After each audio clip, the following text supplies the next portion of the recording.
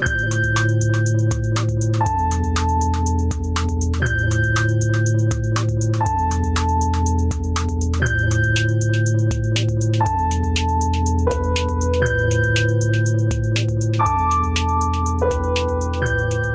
right, everybody, welcome back. This is the End of the World with Michael and Stu. I'm Michael. And I'm Stu, and today we are talking about Cormac McCarthy's landmark mega smash 2006 novel, The Road. Pop phenomenon. The pop phenomenon, the Oprah's Book Club selection of all time, the greatest of all of Oprah's many, many selections, perhaps. But before we get into... Sophie's Choice, was that one of them? Probably. Probably. Who knows? Anyway, before we get into that, though, we're going to talk a little bit about some political news, because what has more to do with the end of the world than contemporary political news? Nothing. That's what.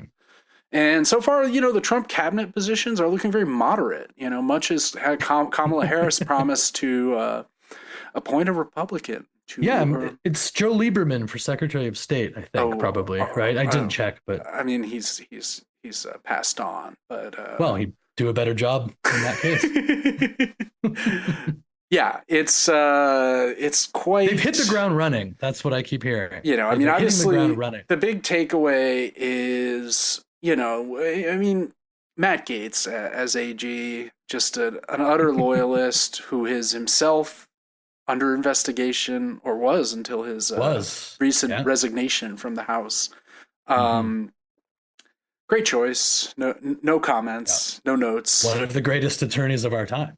One of the greatest minds of our time. Yes. And we've also got some other real good choices. We've got Musk and Vivek with the Department of Government Efficiency, or DOGE, as many. The DOGE pump and dump continues unabated. Then it's a bunch of other classics. We've got Stephen Miller. He's back, and he's better than ever. We've got Tulsi. We've got RFK Jr. We've got Doug Burgum, the also ran presidential candidate, right? Wasn't he like floated for VP? Was that right? He was the other choice. Yeah, that's right. He was the instead they're like, what if you can destroy the environment? How about that? Does that sound like fun? Yeah. We've got Fox News' Pete Hegseth, who is currently fighting accusations of inappropriate conduct with a lady whom he apparently paid off. So that's a good start. And of course, he's not fighting as strongly the rumors of white supremacist tattoos that appear to be on his body. Well, they appear to just be. It's hard to fight a rumor that is corroborated by the tattoos presence on your actual body. Did you see the clip of him axe throwing during like a spot on a Fox morning show and almost killing someone in a band, like banging on a drum? I did not. And the axe just swings by. He's like out head. in the New York City lot that they have, sure. To the front. Well, I'm always out there when they're shooting this, so of course I know. Well, no, cheering on. He was doing an axe throwing demo, like one of those, like, if people want to go throw an axe, where can they go? Where do you? And then he chucked the axe over missed the target and the entire structure completely, and it like hit a guy. Oh, good. Like it hit somebody, but like perilously close to killing the person. Like handle first. I think he may have been nicked, but he certainly was affected. The clip kind of cuts off before we see the consequences, the truth of the matter. But apparently, the man is still alive. So yeah, but I just wanted to say quickly on the nominations, talk about a couple of them quickly. But I think it's just another great example of Democrats sort of spending their time in power, hemming and hawing and fighting against a false, impetus for moderation and appointing all these people that can, quote unquote, get things done. Not to go back to the Bernie thing, but the Merrick Garland of it all, trying to find people who, for some reason, they like need to get support of the Republicans in some way.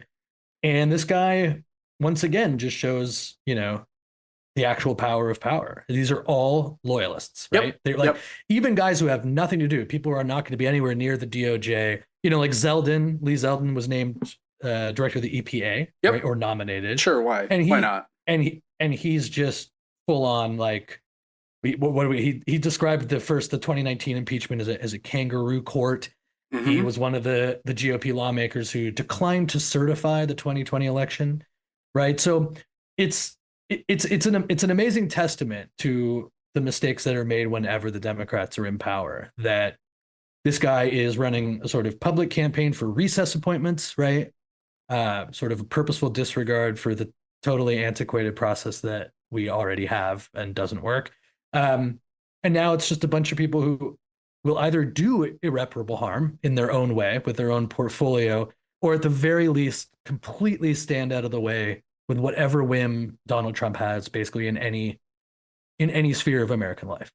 Yeah, it's perfect. We've got, so just a quick, Doug Burgum will be the energy czar. Yes, the czar. As we were talking about earlier, yeah, everyone's a czar because, as we all know, Tsarist Russia was the most effective government Famously ever, efficient. never overthrown or defeated in wars. And it, Yeah, there's some sort of like subconscious jealousy of the Russians with this. Like both parties, everyone's a czar. yep. Despite this apparent hatred of everything Russian, they just can't resist. Energy czar, environment czar. Everyone's got a shot at being a czar. He's very into drill baby drill. He is says we yeah.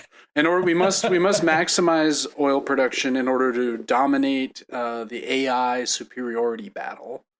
So we must just burn as much oil as humanly possible, which is, as we know, a great idea. And I just want to step in on the drill baby drill thing because I think it's, I was reading a bunch of the nomination stuff on various aggregate sites and Politico and stuff, and it's just amazing to see people having to write up the Trump era has always been fascinating to me, right? Because they have to still couch it in the sort of normal language of reporting on these things. Yeah. Right. So like in the one that's about Doug Burgum, Trump releases these incredible statements about these people and how they are warriors and heroes and all of this, and will create and expand American diplomatic power to end all wars across the world, right? Like just these insane proclamations. But then you see the writer have to sort of put it in normal speak. And I just want to read this one section. I just love it. He said the writer writes, Trump, he said the National Energy Council would oversee a cross-agency effort to cut red tape, boost private sector investments, and promote innovation over regulation with and I quote now, drill baby drill, all caps, end quote, approach. Which, like, such a hilarious way of framing a guy who just got up and wrote drill baby drill in all caps as his statement for why he was appointing somebody. But yeah, these guys are, we talked about this a bit during the election stuff, but this is part of the thing that everybody feared, and that I think ultimately the Harris campaign did a pretty bad job of articulating the intricacies of this without just leaning on the Hitler of it all. But he has basically across the board nominated the dream worst case scenario of people's work. Yeah, we've got this guy Chris Wright as energy secretary, and there's a quote you have here. He says, "There is no climate crisis, and we're not in the midst of an energy transition either." Good to know. Humans and all complex life on Earth is simply impossible without carbon dioxide. Hence, the term carbon pollution is outrageous. There is no such thing as clean energy or dirty energy. These 5 terms, climate crisis, energy transition, carbon pollution, clean energy, and dirty energy, are not only deceptive, they are in fact destructive deceptions. Yes. And of course, I'm sure, within the greater scope of their anti-censorship and free speech campaign, we will make sure that we can't say words like that anymore. as in fact they are destructive deceptions that get in the way of free speech. And that interview is from a appearance on the a clip from Amy Goodman's show, Democracy Now. And she adds, Wright is also known for drinking a fracking fluid bleach cocktail on camera to prove it was safe. In a statement, Trump said Wright would be ushering in a so-called golden age of American prosperity and global peace. It's kind of the inverse of, when we talked about this a bit, but when Trump would get up in a debate or in a speech and describe Harris as this like radical leftist, and you'd be listening to it, and it's kind of like "Don't threaten me with a good time" type thing. Like if only this were actually who we were talking about. This is kind of the inverse where it's like, if only the world was like as evil as they are, like when they say stuff like this, like if only the world was exactly as these guys are claiming. There is no climate crisis, and we're not in the midst of energy transition either. And like just there is no such thing. And again, we don't have to go into more detail, but they're clearly clinging to the hoax of it all. But I just wanted to say the one part of that about this that I really love is humans and all complex life on Earth is simply impossible without carbon dioxide. Okay, so first of all, if that's true, if that's actually well, true, it is true, but I mean, it's that's not what anyone is talking about. right. What I mean to say is that like if that is the case, then to say hence the term carbon pollution is outrageous makes no sense. It doesn't mean that it can't be a problem that there scale. can't be an excess of something, right? Yeah. Chris Wright is on record for saying there is no such thing as excess. It's mind-boggling. But all of this is kind of a good sort of prelude to the novel we're talking about this week, which is Cormac McCarthy's The Road. And as we mentioned in the brief intro, this was the McCarthy novel more than any other that really like broke through into the mainstream zeitgeist. There was a film of the book made in 2009 starring Viggo Mortensen as the old man. I have not seen the film. Did you ever see it? I did. Is it good? I did see it.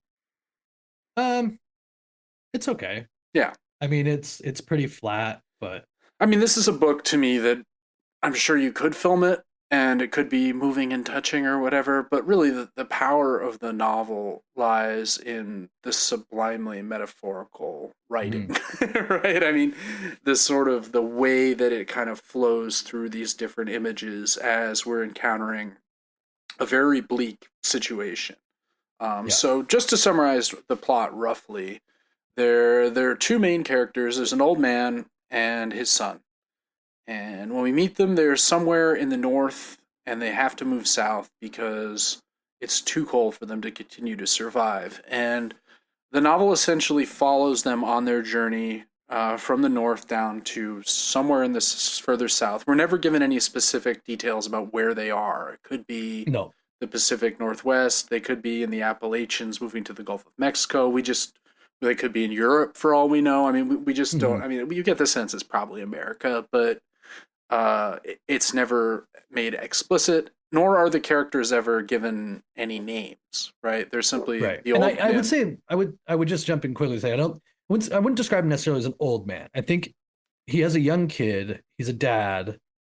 I think it's more that he's aged quickly as a result of the events as well. Right. So he reads very old, but I would think in age he's not.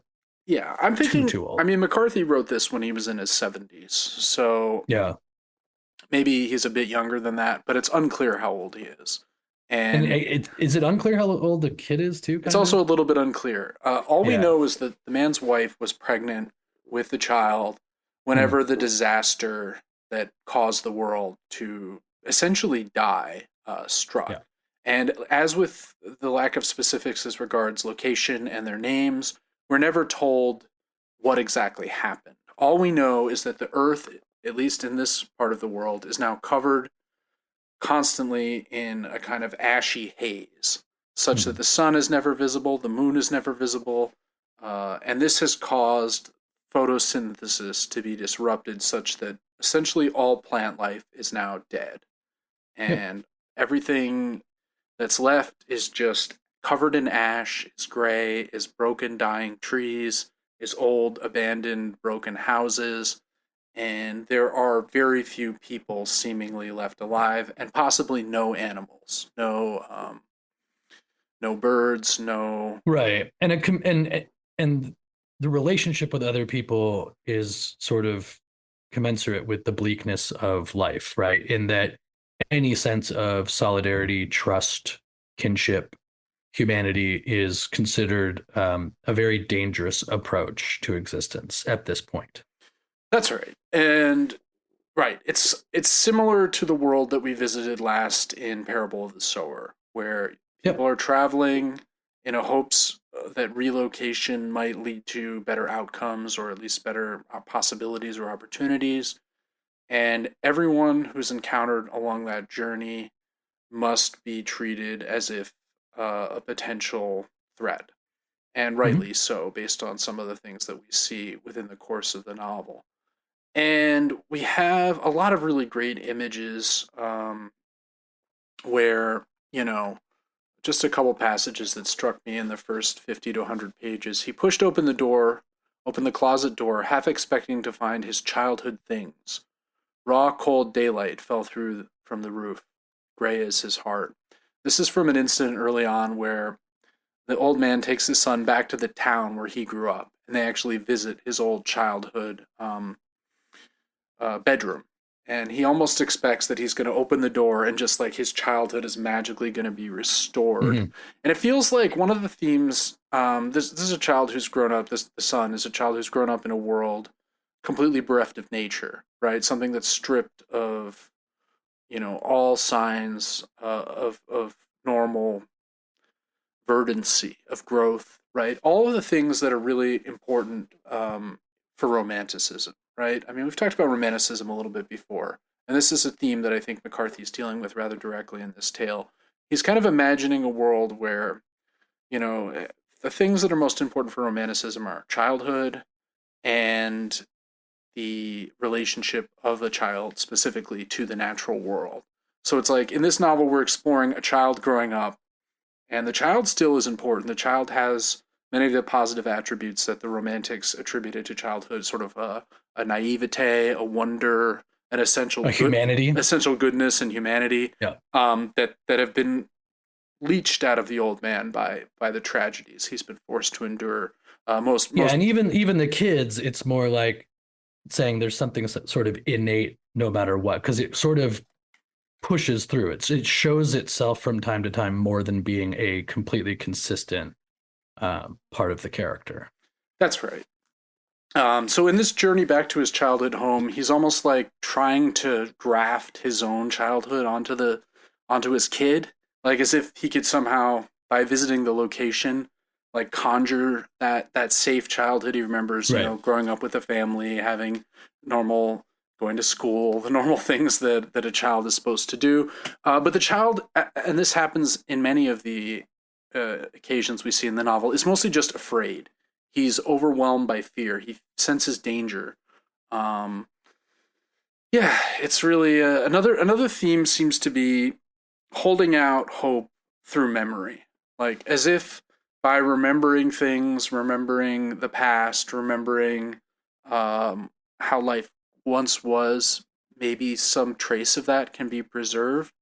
And he sees something and he says the color of it moves something in him long forgotten. Make a list, recite a litany, remember. And just to go back to the romanticism theme, like this theme of like remembering, of like returning back to memory and drawing strength from memory is something so central to romanticism. And again, with the child, we have a person whose memory is only horror, right? Like he has these memories that are almost like phantasmagorical. There's this thing about seeing a dog, and he really like he keeps hoping to meet a dog. He really wants to meet other children, right? Yeah. And there's this incident later on in the novel where he sees a little boy, or he thinks he sees a little boy, and he's just, "Oh, Dad, can't we wait? Can't we find the little boy?" And the dad's like, "No, there is no little boy. What are you talking about?" And there's this kind of constant ambiguity throughout the text. Yeah, and there's also like the idea of everything about the process of the novel rests in this sort of vague opacity, right? It's like even the mission, right? It's like you can't quite tell whether you get the sense that dad is basically creating a spin that helps his child carry on and himself as well. Well, he's certainly doing that, right? Carrying the fire is the metaphor. Yes, that's right. And we're carrying the fire, but also this implication that there are good guys. This is like a very important part that eventually the boy kind of susses out and calls him out on it, where it's like, well, there's good guys, but we're not doing anything good for guys. Yeah. You know, because there are moments when the boy clearly thinks that some mercy and some aid can be delivered to one person or another. And ultimately, as the stakes get higher and the ability to survive gets more difficult, the dad's goodness only exists in the abstract more and more. And when it's confronted with the world, people choose to protect their own and protect what they have at the expense of any starving man or dying person that you see crossing the road. And in that sense, it's sort of a troublingly fitting analogy for the world that we live in, right? And I think that the sort of various crises that are coming and taking place all over the world, that you're seeing a lot of isolationism, right? You're seeing a lot of pushing away, but still with this sort of soft, neoliberal compassion of caring or promoting or advocating for people that are being destroyed, right? And part of the justification that people give ultimately is their shit's also going down too, you know? So get rid of all these fucking people because I want my good job, which went away, or, sort of a direct refutation to the world that takes place both in the book and I think sort of what that he's speaking to about sort of modern society. Yeah, that's right. And I mean, the old man and the boy, just to keep hammering this point about romanticism, they remind me of that old Blakean pair of innocence and experience, right? The Songs of Innocence and Experience, one of Blake's great works. And the boy obviously is innocent. He's good. He's earnest. He wants to help people, right? They see a guy who's been struck by lightning, apparently, and he really wants to help this man. And the father, the old man, says, no, we cannot. Like, there is just no... And the old man is being pragmatic, but the boy is also being human, as you said before. And there's a quote where he says, the bird man had fallen over at that distance, you couldn't even tell what it was. I'm sorry, he said, but we have nothing to give him. We have no way to help him. I'm sorry for what happened to him, but we can't fix it. You know that, don't you? The boy stood looking down. He nodded his head, right? So we have these moments where the boy is kind of, despite being the good guys and despite carrying the fire, as the father says, he's faced with these moments where he recognizes, like, there's just there's no way to be good, even if you are good, right? And the complicating factor, right? It seems as though the dad, his only method of keeping the child from going completely insane, right, is to suggest that doing that good is not only possible, but somewhere there are also other people doing that, and that they are sort of this light for this dark place that you never really see actually translate. And so he kind of, in a sense, whether it's, out of love or merely a desire to keep his, child alive, sort of takes advantage of that romanticism, right? Takes advantage of that innocence to make sure that, the kid can fucking get up in the morning and keep going. But the whole time, you never get the sense, I don't think, that anything is going to change or anything good is going to happen, right? Like, you get the moment where they come across the house that is the closest thing they have to, like, the old world, right? There's all of these supplies. There's plenty. They find the one where they find the bunker. Yeah, and they can bathe and they stay there for a few days. And how long can they stay there? Maybe they should just stay there. And you get the sense more that they're basking in a nostalgia more than they are thinking about what they might actually be able to do in any long-term sense, right? Yeah, that's right. They're playing checkers and stuff like that. All reprieve is only temporary, right? There isn't really a dream of a sustainable reprieve, right, in this world that we find them in. And what's interesting is that the reprieve kind of like takes shape at the beginning of their story. At least, it's sort of not the beginning of this novel, but, when you hear about the wife who basically decides that she is going to kill herself so they have a better chance of surviving. But by the same token, she also wants them, the husband to kill his son and himself as well, right? I mean, they have Yes. 3 bullets at the start of it. They have a gun with 3 bullets, and there are 3 people. The wife takes one of them, so that leaves them with 2. And the implicit request in that act, I mean, they have this dialogue where she says, the wife says, sooner or later they will catch us and they will kill us. They will rape me, they'll rape him, they're going to rape and kill us and eat us, and you won't face it. You'd rather wait for it to happen, but I can't, which is very grim, but, you know, because throughout the novel, people are cannibals, right? Human meat is like one of the only sources of living meat left in this world, right? And there's some gruesome scenes where they come across people being trapped in a underground chamber who are being kept alive even as they're slowly like dissected and eaten, which is, you know, very grim, right? Yeah. I mean, there's a couple, you know, moments where I think one of the themes announces itself where the man's thinking to himself, he says, there's no past, what would you like? There is no later.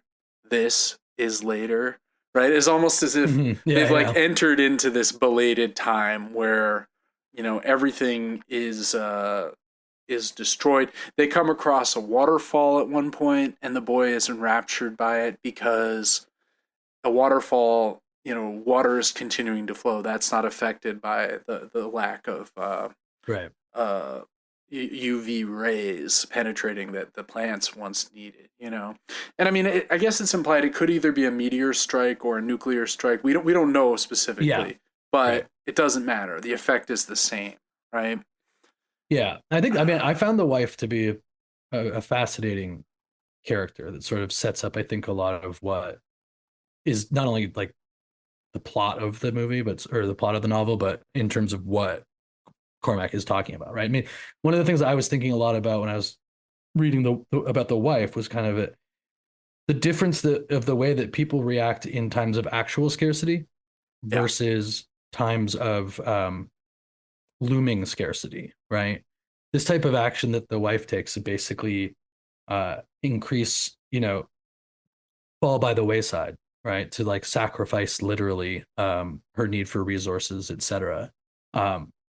Is something that, you know, I think to bring it to the modern world, like I think a lot of people, when they look at sort of older generations, their parents and the lives that they live, and the sense that like none of the stuff that is going to need to be sacrificed in a world where there's true ecological calamity can really be considered in a real way until you're walking on the road and it's actual gut check time, right? Yeah, and this very much parallels what we saw in Parable of the Sower, where, you know, in the times in the beginning of that novel, when Lauren is trying to warn her friend, like, you know, this neighborhood's not going to last, everyone's just in denial, right? And you sort of see that in our world, and this novel is kind of like that moment, like, after, when it's like, no, this is later, like, it's hit, you know? we're in the middle of it.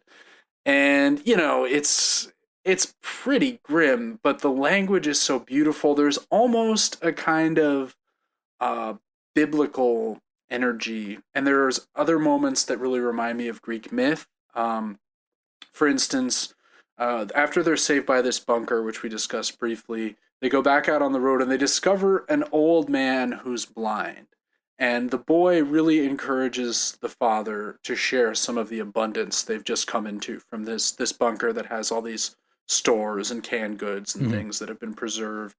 And the father is reluctant but grudgingly agrees. And as he says, you know, he almost wonders if, like, by showing this man hospitality, he might reveal himself to be a god in disguise, like Zeus in Greek myths, you know? Yeah.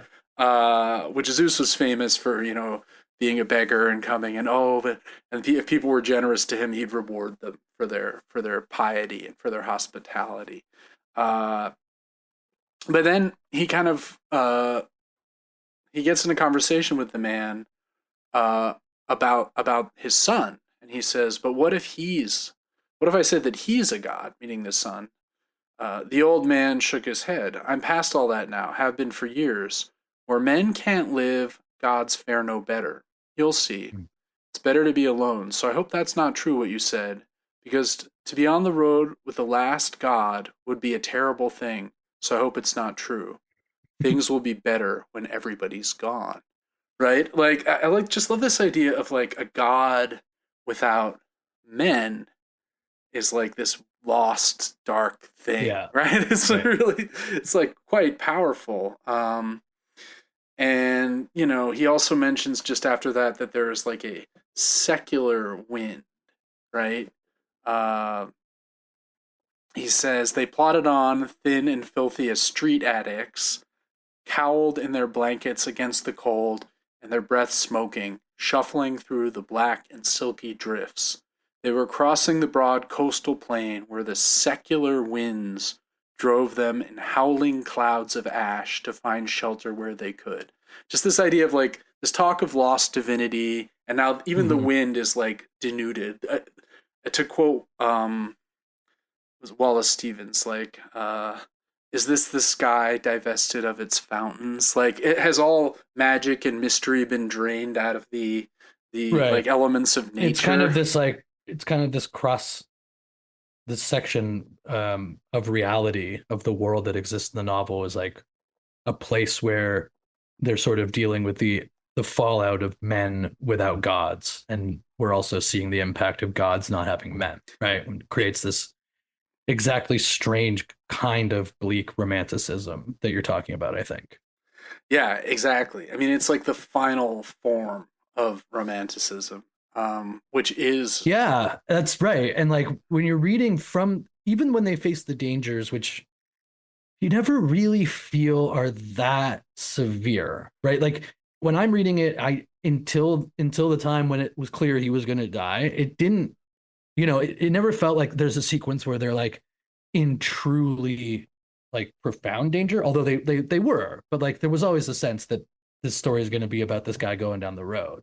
yeah, and they have But from the luck. They time have profound luck they have throughout. luck, this Yeah, is like one of the things that kind of makes it like not fun, but like the read is enjoyable in a way that you would think almost impossible for what he is for how describing. grim it is in a world filled with Right. cannibals where there's no And nature. you And yeah, it's written in a way that makes you, I think, sort of see the world more from the kid's perspective. That that's like right. there is this game of like finding the house with ham or a can of fruit that you thought was spoiled, but actually we cooked it and it turned out great. And like for that whole section, from sort of the point in which they find the house through to when he gets hit, which we'll talk about soon, but Yeah, when he finally goes down, that whole section, um, it's kind of nice. I mean, there's a little less talk of his looming death. There's actually sort of more at the beginning, and then it comes back. yeah. Um, but you're kind of just playing the game with them, and you Well, kind of get a sense ultimately of maybe what the dad is doing all this for, so that at least the kid, who probably will also die very soon, um, just saw some good luck, saw some good guys, saw some fire. and I think what makes the novel enjoyable in this regard is that so much of it is made up of dialogue between the father and the son, which McCarthy said in his famous Oprah interview that a lot of which he based on his own dialogues with his own young son. Because I think he had a son Oh, really? pretty late in life who, you know, the way kids do as they're, you know, 7, 8, 9, 10, start having a lot of questions about the world.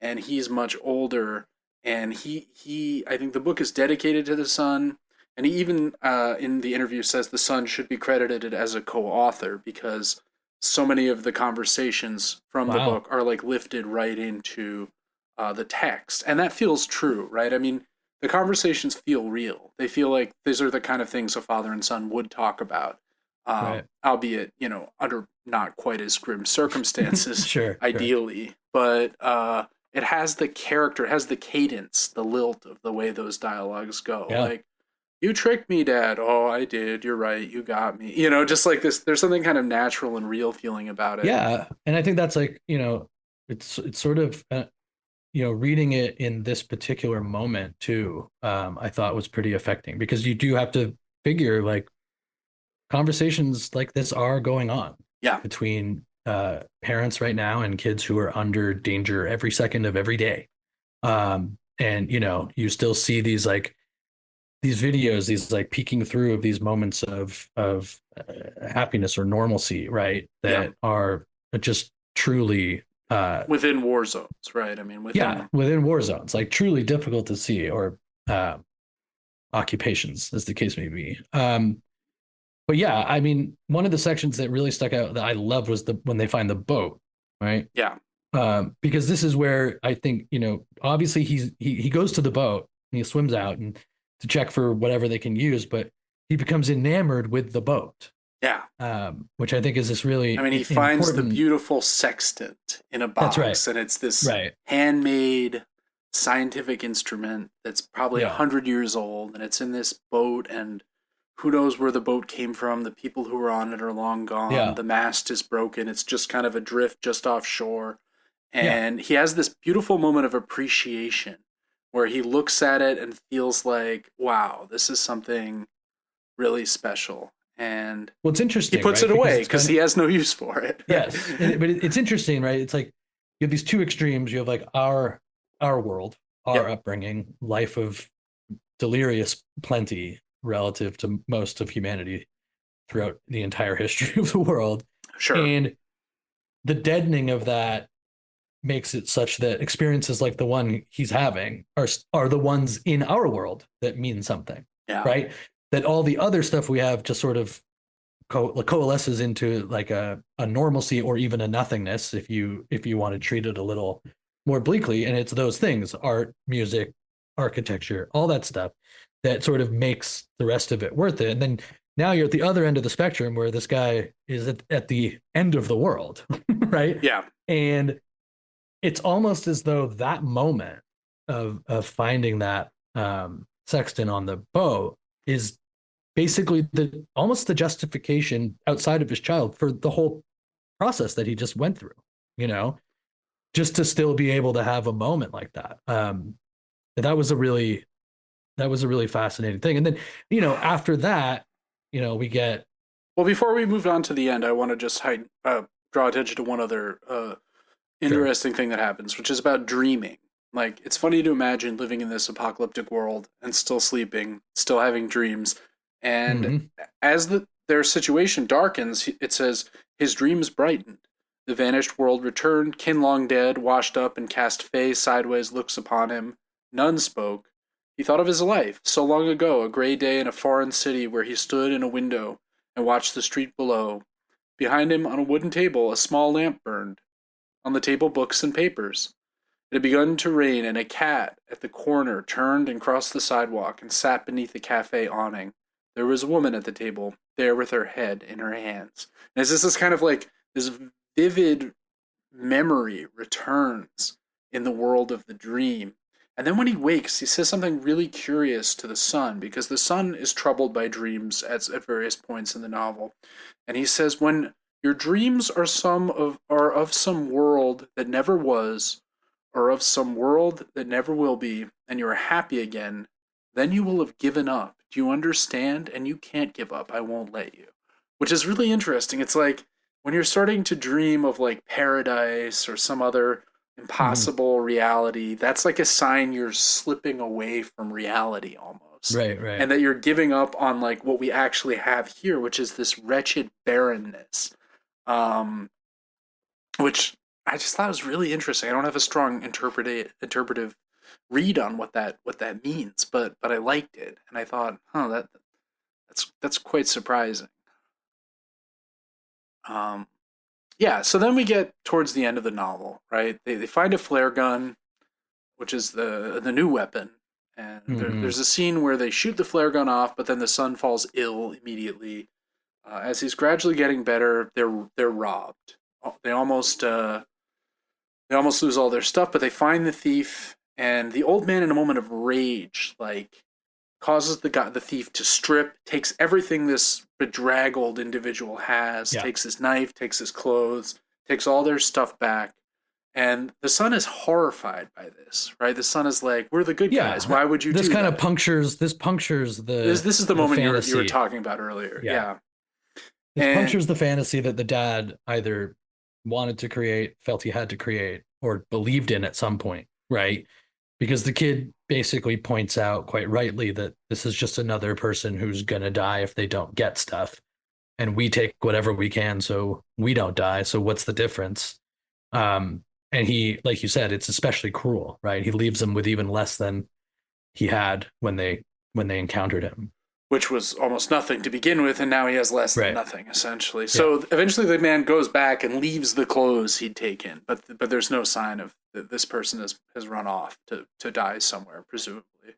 And then as they're trudging through a town, kind of out of the blue, almost as if in response, like as if this has created bad karma or something. Yeah, I think maybe for me it was more just that it felt the most natural way to end this was that it would be sort of out of nowhere and not out of any great suspense or any moment before, it just the fact that this was always going to happen one of these times. Think about all the other people it happened to on the trip. Yep. Or on, whatever, wherever they were going. And then it was just him. And that was it. He got hit by he gets hit by an arrow out of the blue. Yeah. From an upper deck of building's higher floor as they're walking through a town. And not fatally, he's just hit on the leg, but at this stage of societies, such as it is, any wound could potentially be fatal. There's no way to fight infection, really. He goes up, confronts the man, he shoots him with a flare gun, and he's on fire. Goes up and finds him with like a kind of wretched woman by his side, and eventually just leaves. And at that point, his days are numbered. And he's been sick the whole time. He's been developing a kind of pneumonia. He's been coughing up blood. His health is very bad.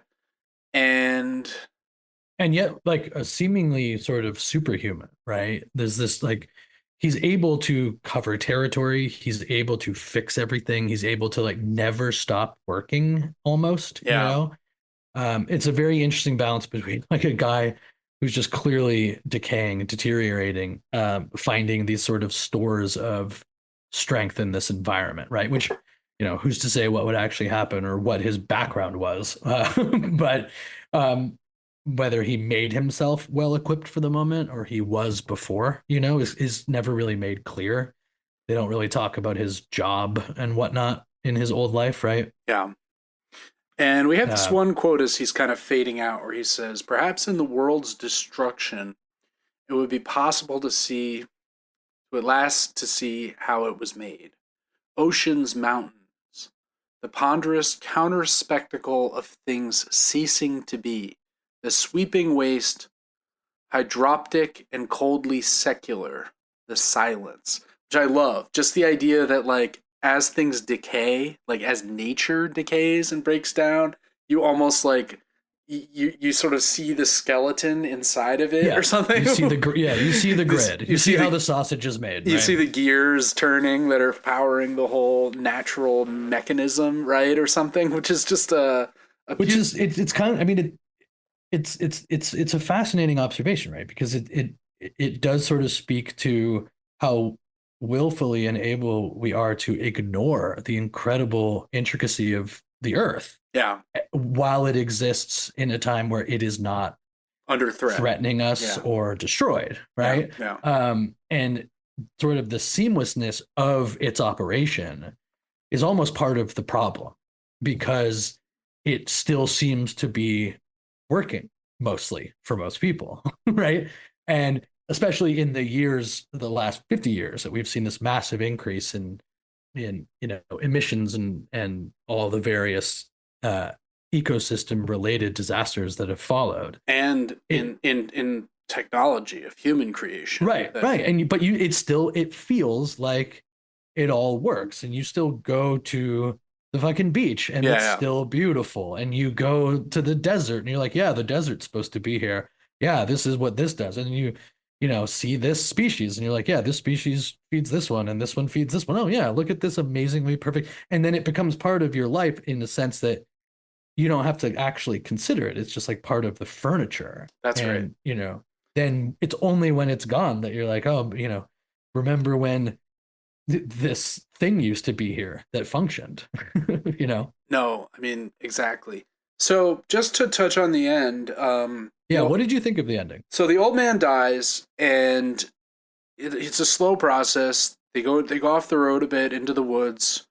The old man dies. The boy covers him in a blanket, Mhm. and after 3 days, he goes back to the road and immediately encounters someone, another man, a man who seems to be a bit more well equipped. He has a shotgun and a kind of bandolier, Rambo Yeah. style of shotgun shells, and the boy has the gun. He still has the one bullet left, Mhm. and you kind of wonder, all right, so my initial take was, oh God, this man's a cannibal. He's going to eat the boy, or whatever.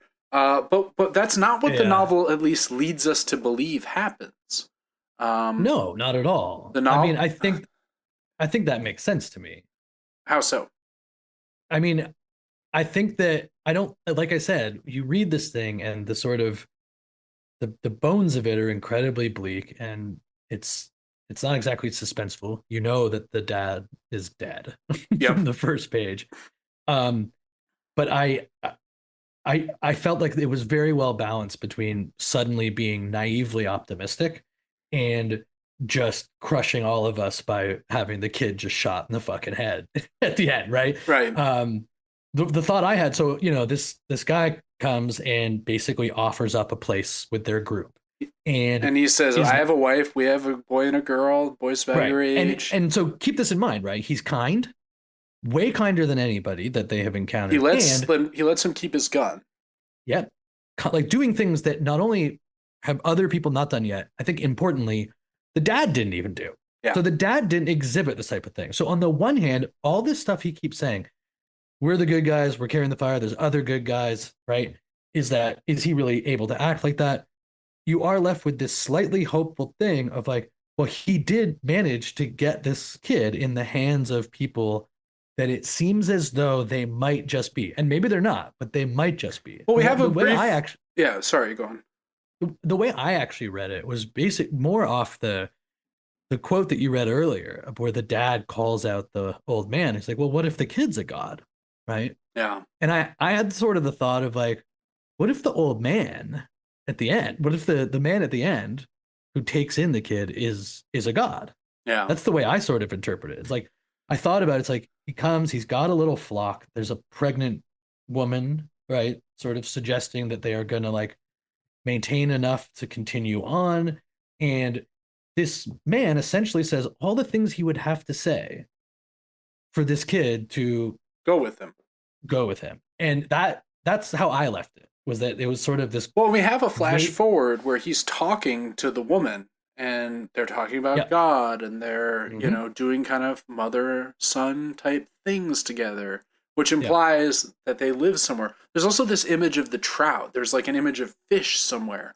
So mm-hmm, it's almost as though these people have somehow found a refuge in this barren world, maybe somewhere up above the cloud cover, yeah, where, on a mountain or something, where some level of photosynthesis and natural life persists. We don't know. It's very brief. It's just a little window. And could it all be a fantasy? Maybe. I don't know. I think, yeah. It could be a fantasy. It could be some sort of afterlife. I mean, yeah. the Or it could be some it's divine world, as you're sort of positing. yeah, the idea of this person being some version of what the dad claimed maybe the kid was to the other old man, right? Yeah. Yeah. It's a great book. I really enjoyed it. I didn't. Yeah, I've read a few McCarthy novels before, mostly from his earlier period, Blood Meridian, All the Pretty Horses.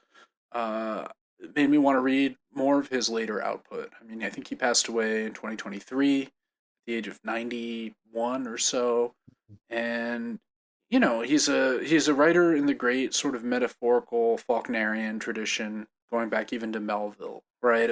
This just kind of this incredible gift for description, incredible gift for metaphor. and the underpinnings of the Bible, Shakespeare, everything you'd want in a great novelist are all in here, but in a way that's subtle and not a overwhelming or showy offy kind of thing.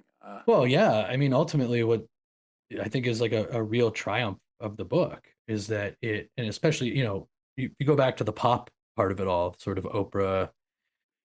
This was all about the environment, right? This was one of the reasons it was selected. It was like it portrayed like, oh, what might happen in like a world where the environment, whatever. Environment is dead. And what's interesting is that like there's just not there's not politics in this. There's nothing didactic. There's there's morality, nothing. But no politics. Yes. And too often those things get confused, I think, when people write these near future pieces that sort of become treatises of statements of some kind, sort of magically avoids all of that while really feeling like you're really inside this old man's mind. Yeah. And that, God, that's some trick to pull off, right? No, it's a great book. Highly recommended and an easy read. I mean, a dark read, but it's a quick read. All right, so that's good for the road. What are we doing next week, Michael? Next week we are going squarely back to reality, and we're actually going to be trying something, I guess, a little bit different on the heels of the election stuff. It's not quite going to be news, but we are sort of looking at the 29th Climate Change Conference that's being held, COP29, in Azerbaijan, that is wrapping up on the 22nd of November. Early suggestions are that they will not be coming out with a solution to the problem, but we have 4 more days to see if there's a turn. But yeah, we figured there's a lot of interesting stuff going on, a lot of suppression of political dissent, manipulation of the guest lists, sort of disproportionate lobbying going on, all that shit that we haven't really looked at in quite this literal a way. And we figured it would be interesting to look at it, look at climate change from an actual sort of news event as opposed to just a study or more bad news or near future sci-fi. Exactly. And I'm looking forward to that. I think it should be informative. And until then, this has been The End of the World. Michael and Stu. I'm Michael. And I'm Stu, and we'll talk to you real soon.